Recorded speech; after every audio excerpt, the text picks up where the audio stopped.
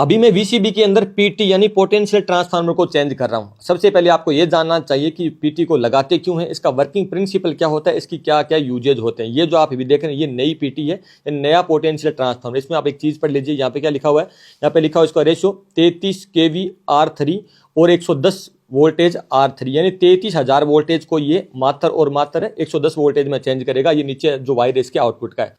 अब सबसे पहले तो आप ये जान लीजिए कि हमें पीटी यानी पोटेंशियल ट्रांसफार्मर की जरूरत पड़ी क्यों। अब देखो हमारे पास 33 kV आती है, यार जो बिजली बोर्ड है वहां से हमारे पास 33,000 वोल्टेज आई।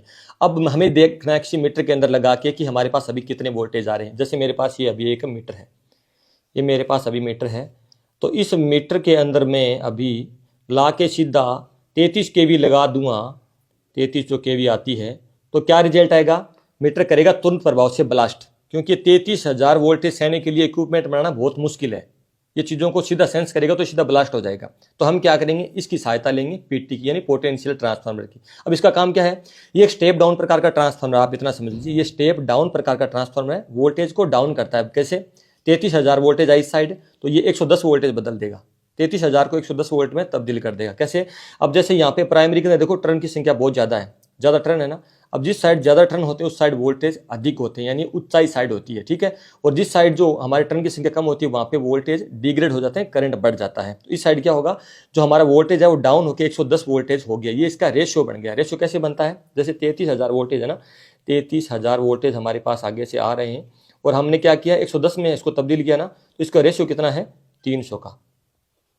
यानी आगे से 300 वोल्टेज आएंगे ना, इस साइड 300 वोल्टेज आएंगे, तो ये आगे सिर्फ एक ही वोल्टेज निकालेगा, सिर्फ एक वोल्टेज निकालेगा। और मीटर में क्या शो करेगा, ये जो मेरा मीटर है, ये मेरा जो मीटर है ना, इसके अंदर क्या शो करेगा, इसके अंदर में 110 वोल्टेज आके लगेंगे ना, तो यहाँ पे शो करेगा 33 kV, 33 kV शो करेगा।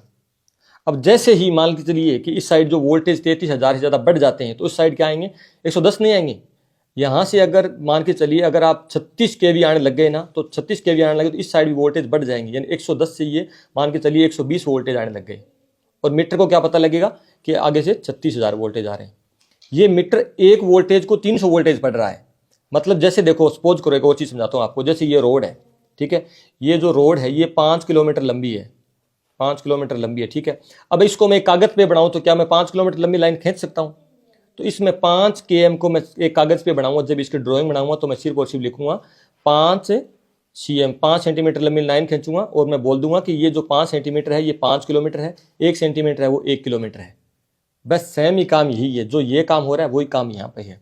तो 33,000 वोल्टेज को नापने के लिए हम क्या करेंगे, हम जो मीटर को इस्तेमाल करेंगे तो वो मीटर वर्क करेगा हमारे पीटी के द्वारा, यानी पोटेंशियल ट्रांसफार्मर पहले क्या करेगा, इसके वोल्टेज को डाउन कर देगा और वही वोल्टेज डाउन हमारे मीटर में ला के लगाएंगे ना, तो हमारा मीटर शो करेगा कि अभी जो कितनी वोल्टेज एक्सेल टाइम में आ रही है। ये होता है पीटी यानी पोटेंशियल ट्रांसफार्मर। इसी सिद्धांत पे हमारा जो मीटर है वो वर्क करता है और हमारी जो पीटी का यही वर्क होता है। जो ये पीटी होती है ना, ये हमारी सिटी से डायरेक्ट कनेक्ट होती है एक फ्यूज के द्वारा वीसीबी के अंदर। ये जो मैं आपको सब वाक्य दिखा रहा हूँ वीसीबी के अंदर का दिखा रहा हूँ।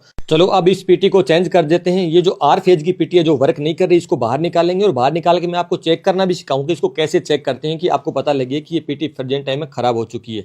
दोस्तों पीटी में काफ़ी ज़्यादा वेट होता है, इसमें मेरे ख्याल से 40 से 42 किलो के आसपास वेट है, तो वर्क करना थोड़ा मुश्किल है।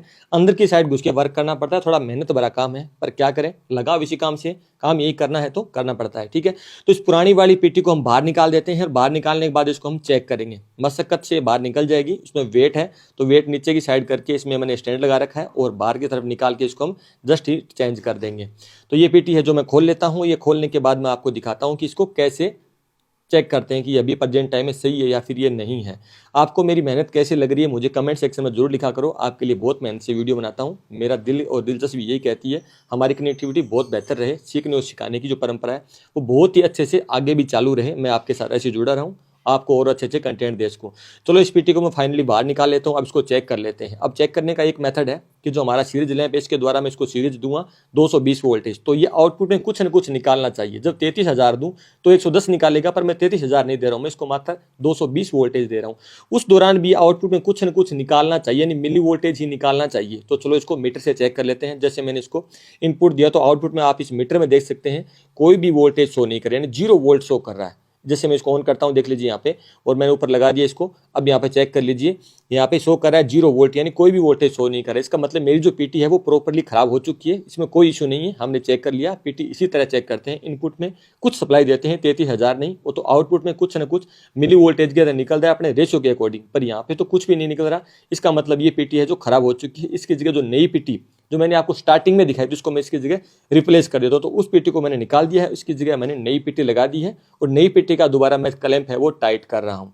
आपको ये मेरा काम कैसा लगा मुझे कमेंट सेक्शन में जरूर लिखना, और ऐसे और वीडियो देखने के लिए मुझे फेसबुक पे फॉलो कर लीजिए, यूट्यूब पे मुझे सब्सक्राइब कर लीजिए, ताकि मेरे से और आप बेहतर कंटेंट ले सकें।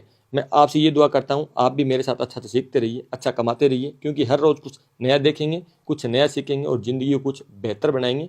बेहतरीन लोगों में से एक होंगे। जितना पसीना बहाएंगे उतनी ज़्यादा हमें सफलता मिलेगी, इतनी ज़्यादा हमें मेहनत का पैसा मिलेगा। थैंक यू दोस्तों, मिलते हैं अगले